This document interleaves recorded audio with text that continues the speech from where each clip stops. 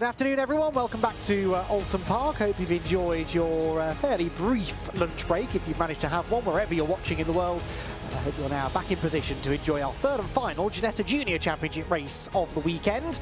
It's been an odd weekend, really, for the juniors. They had qualifying in race 1 2 days ago.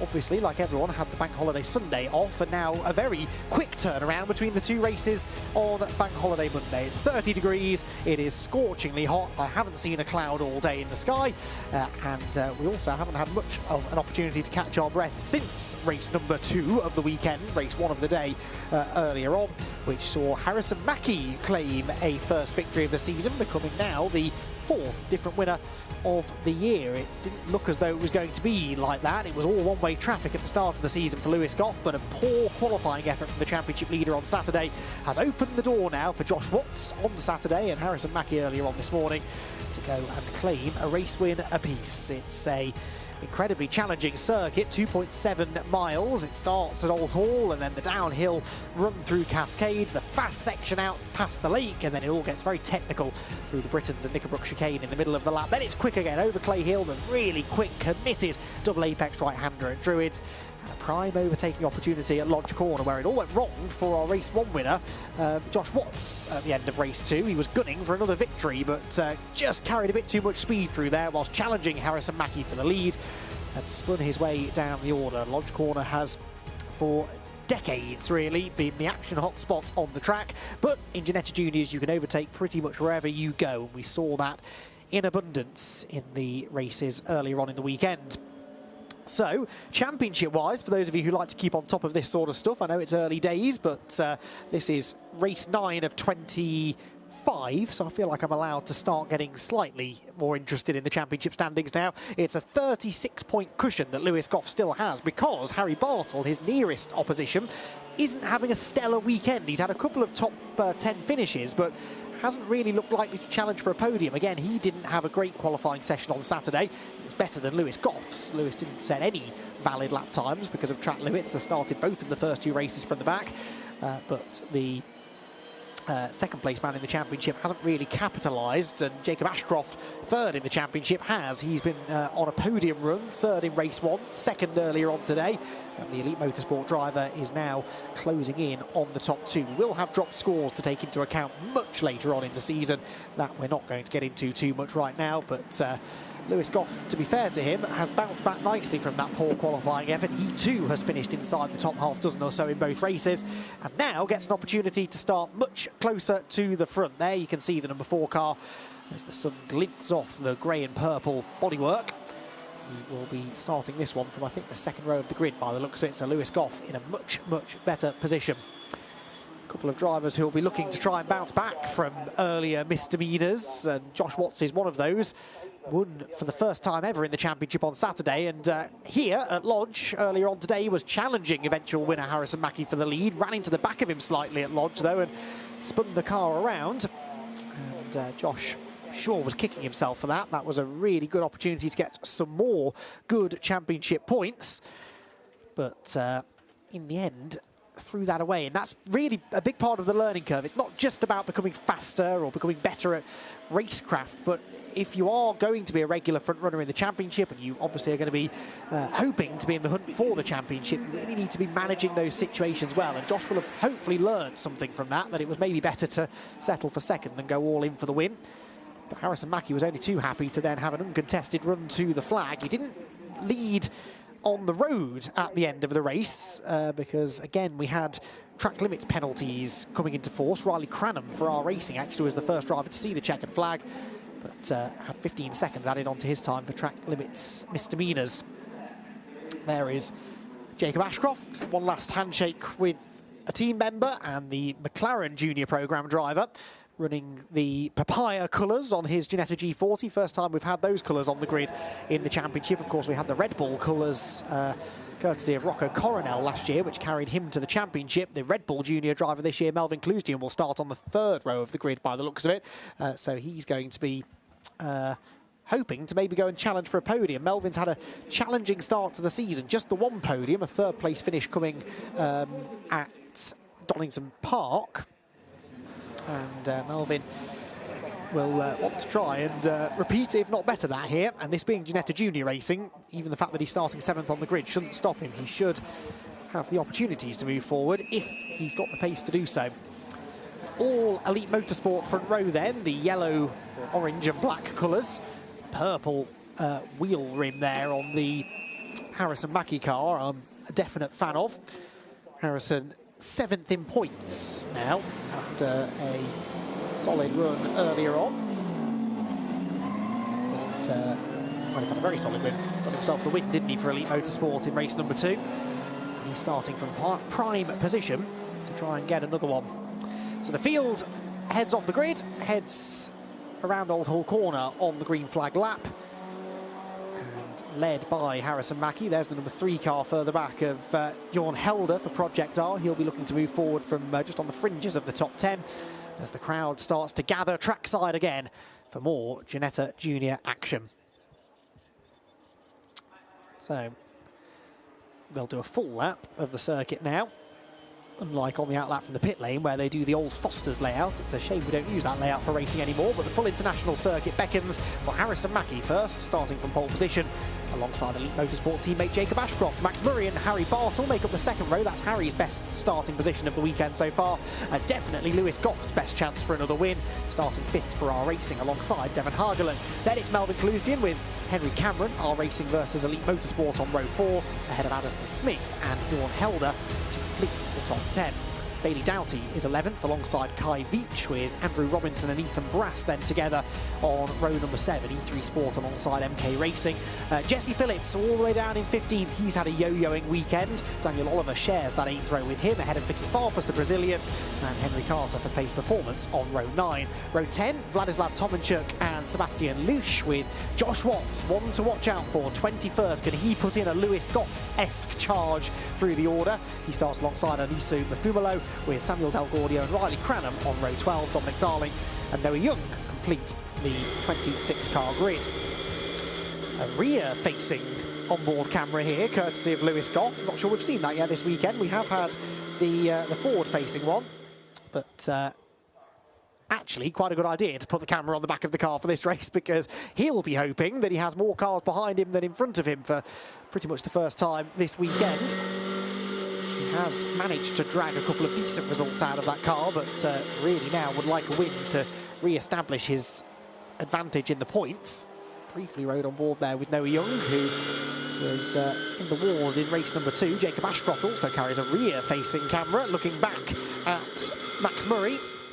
Riley Cranham, his R Racing teammate, did battle with Max for the victory earlier on today, but in the end, it was Elite Motorsport who came out on top, and there is a teams championship within Ginetta Juniors as well, which sometimes gets overlooked, but R Racing and Elite Motorsport 101 points apart at the moment in the favour of R Racing, but an all Elite Motorsport 1-2, and I think, rough calculation, R Racing and Elite are pretty well split within the top 10, so not a lot to choose between them at this stage. 101 points sounds like a lot, but when you consider the teams can score in excess of 60 points per race sometimes, if things really go your way and don't go the way of your opponent team, you can bridge that gap quite quickly. Pace performance a third, 77 points off the championship leaders. So Lewis Goff, who debuted in the championship partway through last year, towards the end of last year, and immediately looked quick, now wants to try and start from 5th on the grid and get himself into the lead if he can. He's got teammates up there who he can work with, but who is going to get the early advantage and who'll be ahead after 20 minutes of racing. The warmest conditions we've had this weekend, an ambient temperature of 30 means the track temperature is going to be a 40 odd, I'd imagine, by now. We have seen drivers struggling a bit for rear grip in the juniors this weekend, and that ain't going to get any better as the temperature starts to climb. So, green flag waved at the back of the grid, the 5-second board is shown, 20 minutes on the clock for the 9th round of the 2026 Ginetta Junior Championship, powered by Sunoco Fuels. Away they go, and it's not a great start from Max Murray, is it? Look, in the number 17 car, he will open the door invitingly for Lewis Goff, who immediately moves up into 4th position on the run into Old Hall. It is as you were for the top 3. There's the rear-facing view from Lewis Goff, and that's Devon Hargeland coming with him, so 2 places lost for Max Murray. It's quite rare, actually, to see a huge amount of moving on the off the the line in the Ginetta Juniors, low-powered cars, 100 brake horsepower limited, so they don't get off the line that quickly, and it means most people tend to get away pretty evenly, but Max Murray did something wrong there, and as a result has got some work to do. So Mackie leads, Ashcroft second, Bartle up to third, got fourth, Hageland fifth. They round Island Bend, leading on the right side tyres. It's the first time you really lean on the right side tyres on the lap, which in cooler conditions can cause troubles, but I think all of the Pirelli tyres are well and truly up to temperature now. On board with Josh Watts through Shell. Up through the gears, didn't seem to accelerate that quickly off the Shell hairpin compared to the cars ahead, but should be able to close back in as they bounce aggressively over the curbs again. A really heavy landing for one or two of them. There's Josh Watts taking to the grass. Our race one winner. Big hop, skip and a jump as he came back onto the road. Doesn't look as though Jacob Ashcroft had a brilliant exit from Britain's either, so Bartle and Goffer closing in on him. But you do need to be careful. I'm not sure whether they're monitoring track limits at the Britain chicane specifically, but I know Old Hall and Cascades have been catching people out for track limits infringements. Don't want to be going out onto the green stuff any more than you have to. Josh Watts is doing it again. Look at Knickerbrook trying to fend off Carter in the number 63 car. And succeeding in doing so just about. Up the hill we go. The 21 car there trying to make a move. That's Ethan Brass. Oh, up alongside Devon Hageland. Not Devon Hageland, sorry. That's Vladislav Tomanchuk, one of the many elite motorsport cars. And then he sort of squeezes back in front of Vicky Farfus as the leaders debate positions at Lodge Corner. Change for second. Harry Bartle to the inside of Jacob Ashcroft. And Lewis Goff tries to go with him. Rubs up alongside the McLaren liveried car. And that's just enough to keep Lewis Goff to the inside line as we head towards Old Hall Corner. Into the right-hander we go. It's a quick right-hander that tightens up on exit. It can be difficult to go side by side through there. As you can see, Jacob Ashcroft with no grip on the outside loses not one but 3 places in the end out of all of that. And a whole load of momentum down the next straight. Henry Cameron now closing up on him. So through went Goff, but also through went a couple of others there. Ooh, sideways and a car spinning, I think, just to the right of shot at Cascades. Did they gather that together? Who was it? Is there a car off? Yes, there is, to the right of shot. Oh, and more carnage. Corner exit for 2 or 3 or 4 cars flung off into the scenery. And that is a lot of damage done to, is that the 21, I think, that's gone off to the right-hand side? That was Ethan Brass and several others involved in that. Meanwhile, Jacob Ashcroft is wide up at Cascades corner, at Shell corner, sorry. Cascades on the brain. We've got Brass off. Vicky Farfus was involved in that as well. And I think Bailey Doughty possibly was delayed as well, looking at his first sector time. We'll have another look at that hopefully later on. Did they all get going again? That's the question. No, Vicky Farfus hasn't got going, and I think maybe the number 9 car of Bailey Doughty has stopped as well. No, he's carried on. But Farfus's car on the tracker showing us stopped down the Lakeside Straight. Leaders, though, turn through Hislops and Knickerbrook. And up Clay Hill, Jacob Ashcroft appears from the right of shot. He's taken the shortcut down at Hislops. There is Vicky Farfus's car, so it's pulled off to the side of the road with damage. But that might not require a safety car. We'll wait and see. Meanwhile, this is for the race lead. Lewis Goff is into second position, and he's all over Harrison Mackie, the race 2 winner. So Lewis Goff with a great chance here to try and go for a win. He gets into the rear bumper of Mackie's car. Didn't quite get the opportunity to go to the inside and doesn't really want to go to the outside because that leaves him vulnerable to attack from Harry Bartle, who's fending off Devon Hageland. Max Murray gets to the inside as well. And Max Murray jumps into 4th position for our racing.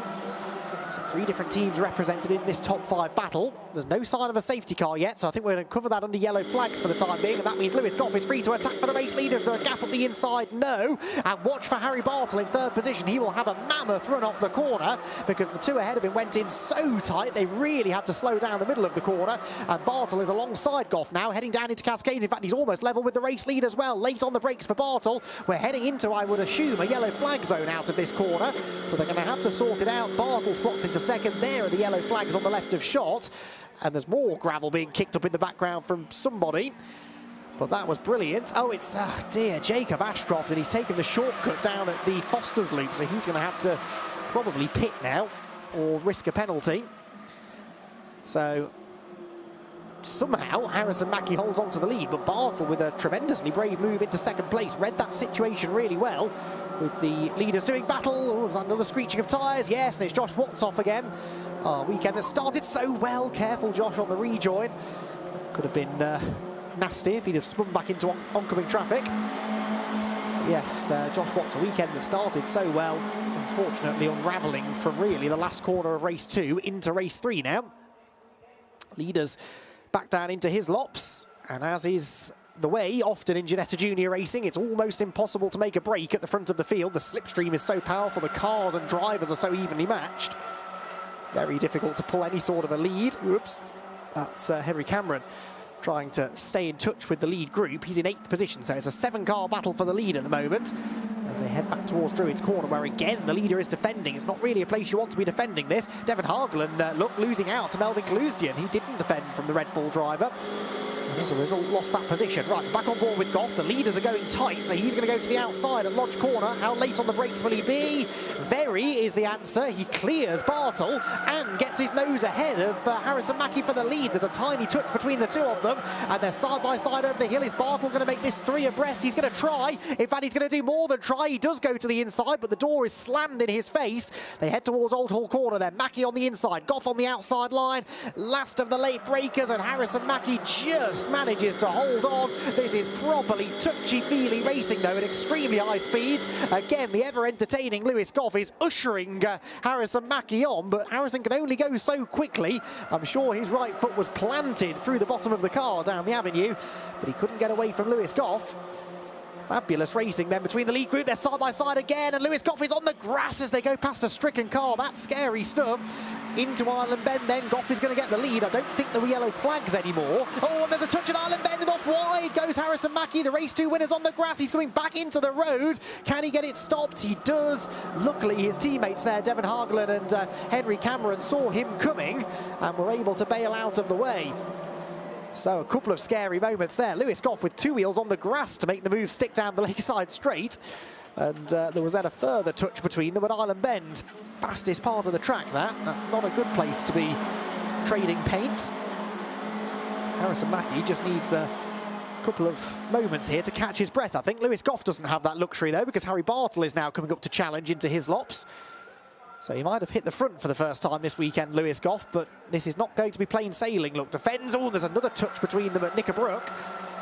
It's all getting a bit awkward. It's got that last race of the day feel to it, this, hasn't it? And the drivers are oh so desperate to get a good result.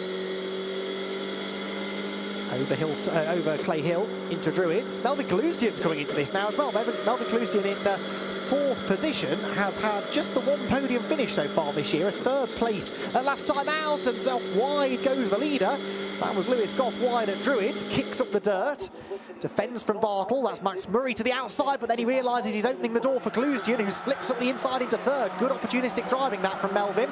This is probably the most competitive showing we've seen from Kaluzdian this year. He's picked up a few positions from where he started, 7th on the grid if memory serves.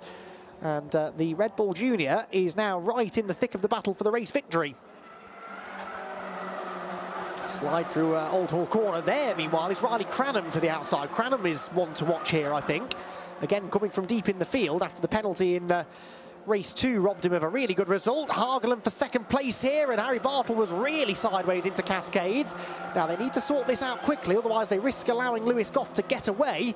I think Kaluzdian's got the move made, but now Harrison Mackie comes back alongside him. He's up into 3rd and wants to convert that into 2nd, which he might just do. We've got 2 cars off at Old Hall Corner. Get back to those in a moment because it's side by side, and Bartle is on the grass with Max Murray. The 3rd place battle has gone wrong at Island Bend, and Harry Bartle will continue, but Max Murray was heading a lot further off the road. Island Bend has been the trouble spot so far in this race then.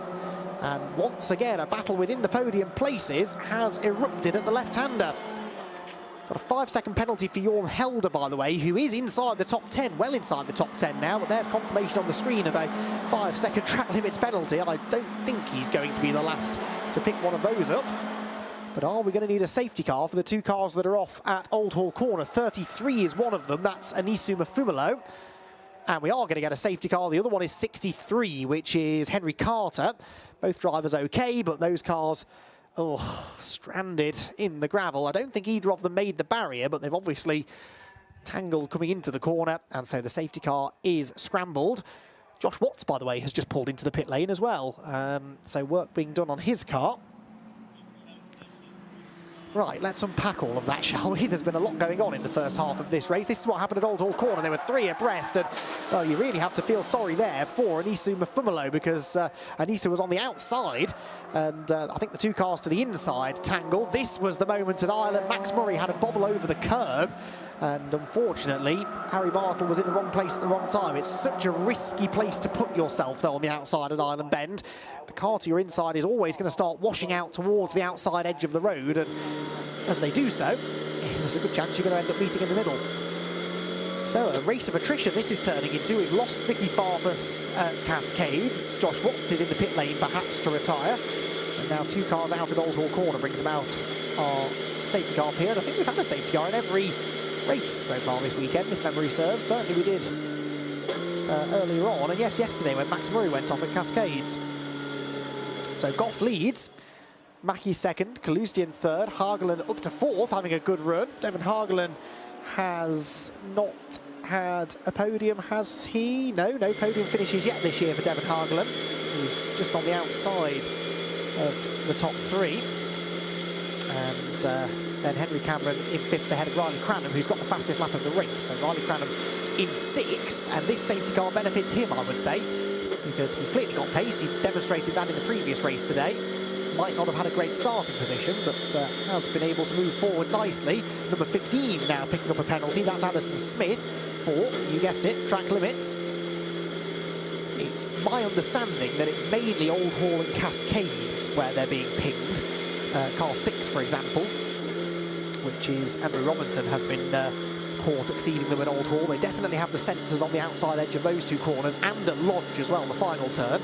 So they're the 3 main parts of the racetrack where track limits are being exceeded and indeed monitored. It's not necessarily whether they go beyond track limits, it's whether they get whether they're being monitored at that particular corner. Only certain corners are monitored, which is why you might see cars taking to the grass here at Bristons, for example, and not necessarily getting in trouble for it, because it's not deemed to be somewhere you're gaining an advantage by running off the track.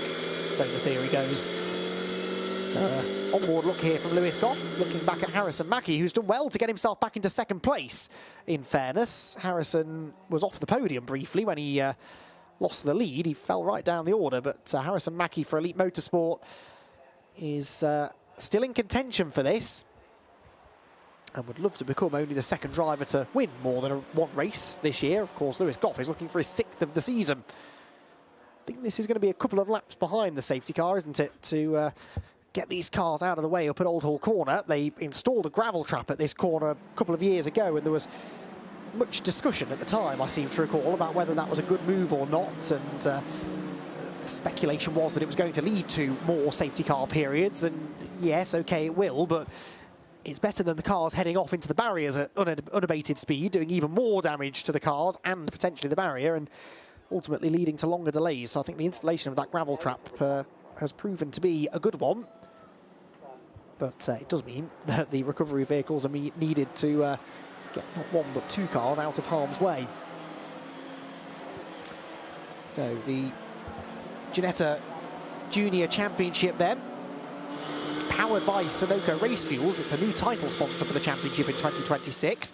Sunoco supplying the fuel for the cars in the championship. Great to have them on board. And the Ginetta Junior Championship going from strength to strength. We've got 26 cars out this weekend. We've regularly been breaking records for biggest grids in the championship's history over recent events, both through the start of this season and, to be fair, back into last year. Spotted a car coming into the pit lane there, did I? At the back of the queue, yes, Sebastian Louche in the number 36R racing car was in. And there is Sebastian, so what's the issue? Ah, the door's fallen off. Appears to be the issue. There we go. I am not a mechanic, but I don't think that's how it left the Ginetta factory. And I think you can see why. He's had a big whack in the door from someone or something, and that's pulled the door. It's broken one of the latches, I think, on the door maybe, or one of the hinges on the door, potentially. So that's going to need a lot of tank tape to be race ready once more. I can tell you that Jacob Ashcroft is still circulating. He is a lap down, though, so he took the shortcut, remember, down at Foster's, which you're not allowed to do. You can do it in evasive action, or if you're having a moment, which he clearly was, but you're not allowed to, obviously, continue on. So he's been into the pit lane.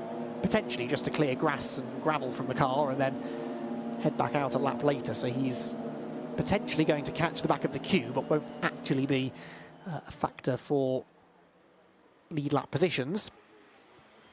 But that means we've now got 21 cars currently running. We'll wait and see whether Sebastian Lusch can get back out there. There's Riley Cranham. I still think we might see something from him in the closing stages. If we go racing this time, it's potentially going to be a 2-lap dash.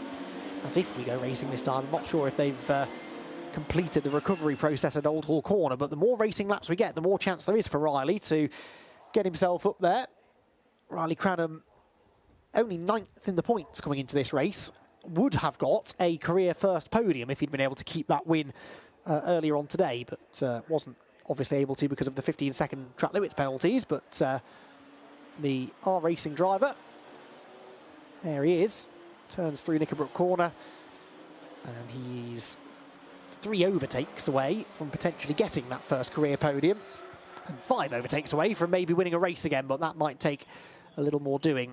Lights out on the safety car, so brilliant work by the marshals and the recovery crews at Old Hall Corner. And that means we are going to get a couple of laps of racing in here then. We've got 3.5 minutes to go, and a flying lap is just over 2 minutes, so it will be a 2-lap dash. Lewis Goff really slowing them down. That tells me he's going to go early. I think he's trying to leave a big gap to the safety car to accelerate into. Remember, you can't pass the safety car until it's gone past the control line in the pit lane. So you've got to judge this right as the race leader. Lewis has had experience of these safety car restarts before. The safety car, I could tell he was already in the pit lane, and the leader is only coming underneath the Paul Warwick Bridge out of Druids. On board with the leader then. Wait for him to step on the throttle. When's that going to happen? Said he was going to go early, but that's clearly been a change of plan. Harrison Mackie just waiting, following his every move. And still, we are not accelerating. This is incredibly slow. Now Lewis Goff gets on the loud pedal, took a wide line into Lodge to carry the speed over the crest, and he's done that well. That, in Ginetta Junior terms, is a pretty good gap that he's developed over Harrison Mackie. Harrison will, I'm sure, be able to slipstream back up behind him pretty quickly, but at least into Old Hall Corner, there's no need to defend for Lewis Goff. The same is not true of Jorn Helder further back. Look, he's got the recovering Harry Bartle behind, and around the outside, the number 12 car of Daniel Oliver, who tries to steal a position away from Bartle down the avenue. Lots of cars exceeding track limits there, I would say, but through goes Jorn Helder, and he's got the inside line into Cascade. Bartle now and Oliver side by side as they exit the corner. Lead battle, though, descends upon Island Bend, and is that side-by-side for third? It is. To the outside is going Devon Hagelin. To the inside, Melvin Kaluzdian. Kaluzdian hangs on. Devon Hagelin is another driver who's had an up-and-down start to the season. I think it's fair to be said. As they turn around the right-hander at Shell, he is wanting to get past Kaluzdian because, again, he's looking for a first podium. Is Hagelin, first podium in the championship. That is Andrew Robinson off up at Shell, but rejoining, thankfully, as the leaders bounce their way through the Britain chicane. It's 3 for second, really, isn't it? Harrison Mackie's not been able to latch back onto Lewis Goff's tail in the way that I anticipated. And with now only a lap and a half of racing to go, I don't think Melvin Kaluzdian is content to sit in third. He launches up the inside at Hislops. He's not going to make the corner, and through goes Devon Hagelin. Brilliant opportunistic driving from Hagelin, who saw that coming, set himself up for a better run through the chicane, and he moves into second position. Mackie really the big loser there, but Kaluzdian was so late on the brakes, he just couldn't get into the corner and ended up straight lining the corner. In fact, he would have straight lined the corner had Harrison Mackie not been there to stop him. So it's now Goff who leads, Hagelin second, and Kaluzdian into third position. Will those two work together over the final lap to try and catch the leader, or are they going to do battle for second? Well, here's our answer, because it's a defensive line for Hagelin, and it's an attacking line for Melvin Kaluzdian, who's trying to get to the inside there at Lodge. Didn't do it on the way in, but he is going to get a better exit, I think.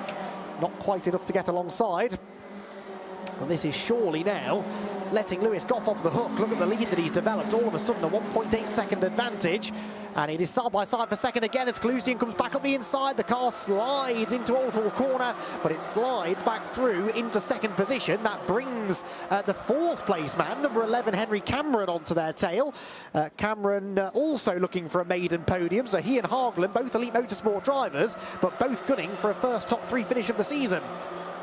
Lord Helder there getting hung out to dry further back. It's a sea of elite motorsport cars, isn't it? They're running 3rd, 4th, 5th and 7th, I think, as they head down the Lakeside Straight. But it's the R-Racing car of Melvin Clusian defending second for now. Harglen running out of opportunities to get that position back. They hit the brakes into Shell, inches between them. In fact, I think I saw a little touch there as they were in the braking zone. Nothing malicious, nothing that would do any damage to the cars, but just enough to pass the message to Melvin Clusian that Devon Harglen is not settling for 3rd here.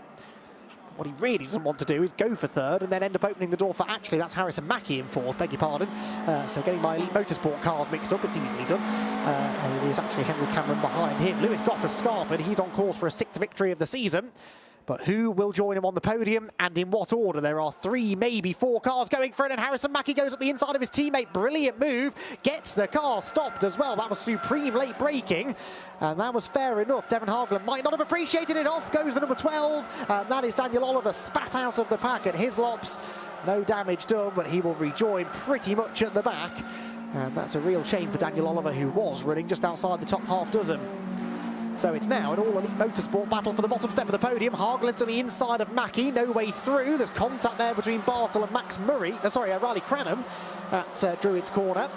So we need about 6 pairs of eyes here to cover everything that's going to happen through the final couple of corners. The top 2 are safe. It's all about the fight for 3rd, really. Can Harrison Mackie hang on, or can Devon Harglen find a way by? Maybe even Henry Cameron, who's setting himself up for a good exit from Lodge. Lewis Goff, though, is going to claim win number 6 of the season and a first this weekend at Oulton Park. It is going to be Melvin Clusian 2nd, and it's an all-elite battle for 3rd, with Harrison Mackie coming out on top ahead of Devon Harglen and Henry Cameron. Those 2 separated by just 41 thousandths of a second at the flag. A couple of cars retiring to the pit lane there on the last lap, interestingly, rather than coming through to take the checkered. That was Bailey Doughty was one, and the other one possibly was Josh Watts, who I think had been out for an exploratory lap. But Lewis Goff is the winner, and Lewis Goff extends his championship lead. But that was a brilliant drive again. His first opportunity really to contend for a victory this weekend, and he seized the opportunity with both hands. Thumbs up there to Melvin Clusian, that's nice to see. Lewis, whose left hand spent hardly any time on the wheel at any point in the races today. Every time we rode on board with him, he was waving or gesticulating at someone. But he got the job done, and he is the winner by nearly 2.6 seconds in the end. And nice to see him giving the thumbs up to the marshals there as he comes around past the various marshals' points, and nice little nod to the Orange Army, doing sterling work this weekend in very, very challenging conditions. So Lewis Goff with a win, Melvin Clusian with a 2nd podium finish of the season, but that is his best finish. He's had a 3rd, but that is his best overall finish, and he is the best of the non-rookie drivers. Although he is a rookie in this championship, he's done some racing before, and the rookie class is for drivers who have completed no more than 3 events in any junior championship, and that does not apply to Melvin Clusian. It's Lewis Goff, though, who is a rookie, who wins the race, and Melvin Clusian settles for 2nd this time. Harrison Mackie on the podium again in 3rd after a brilliant last lap move against his teammate Devon Harglen, who fended off Henry Cameron for 4th position. Riley Cranham was 6th ahead of Harry Bartle. He'll be disappointed, I think, with how that race panned out. Jesse Phillips, Vladislav Tomanchuk inside the top 10, and Noah Young likewise bouncing back from the non-finish earlier on this morning. Kai Veach was 11th ahead of Max Murray and Dominic Darling, with Jorn Helder, Ethan Brass and Andrew Robinson next. Samuel Del Gordio was 17th, Addison Smith was 18th, Sebastian Lusch 19th, and Bailey Doughty completed the top 20, although did bail from the pit lane actually on the approach to the checkered flag, as did Daniel Oliver, with Jacob Ashcroft a lap down, Henry Carter, Anissa Mafumalo, Josh Watts and Vicky Farfus all failing to finish. Round 9 of the Ginetta Junior Championship, powered by Sunoco Race Fuels, was another properly all-out battle for the victory and for the lower positions as well. It was elite motorsport to the 4 off the line, with Harrison Mackie leading the early going, and then Jacob Ashcroft, losing 2nd place to Harry Bartle at Lodge Corner. Lewis Goff, though, had started much further up the order in this race than we'd seen earlier this weekend, and he had one thing in mind, and that was a win. There was contact at Cascades though. Vicky Favre was involved, she was out. The others all able to continue with various amounts of damage. Sebastian Lucius' door was popped off in that altercation. Whilst towards the front of the field there was contact between Lewis Goff and Harrison Mackie, who did well to save that slide through the grass at Island Bend. Two cars off then at Old Hall Corner, Anissa Mafumalo and Henry Carter. That brought about a safety car, after which Max Murray tangled with Harry Bartle at Island Bend, and again they both did a good job to avoid a more sizable incident. More gravelly excursions further back, the number 6 of Andrew Robinson involved in that one, whilst in the final laps Melvin Glusian was trying to fend off the Elite Motorsport cars for second position. Lewis Goff was getting away out in the lead of the race, but it was all-out warfare for the lower steps on the podium. Glusian in the end made a decisive move at Old Hall Corner, getting ahead of Devon Hargeland, who would then be overtaken by Harrison Mackie to finish in third. Lewis Goff, though, claimed a 6th victory of the season at Oulton Park to further extend his early championship lead.